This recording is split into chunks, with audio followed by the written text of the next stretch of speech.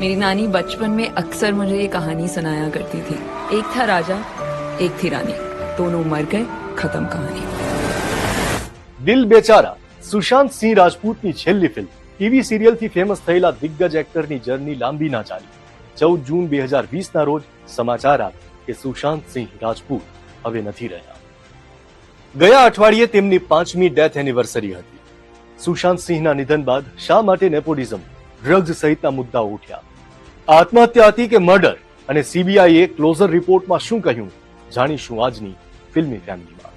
સુશાંતના પિતા કૃષ્ણકુમાર સિંહ technical officer હતા અને માતા ઉષા સિંહ હોમમેકર હતા। તેમને 4 મોટી બહેનો છે। સુશાંતને નાનપણથી જ એસ્ટ્રોનોટ અને એક્ટર બનવાનો શોખ હતો। એન્જિનિયરિંગ કરતા ત્યારે ઘણીવાર બોલિવૂડમાં બેકગ્રાઉન્ડ ડાન્સર તરીકે કામ કર્યું। ધીરે ધીરે એક્ટિંગ શરૂ કરી। પછી ટીવી સિરિયલ પવિત્ર રિશ્તાથી સુશાંતને પોપ્યુલારિટી મળી।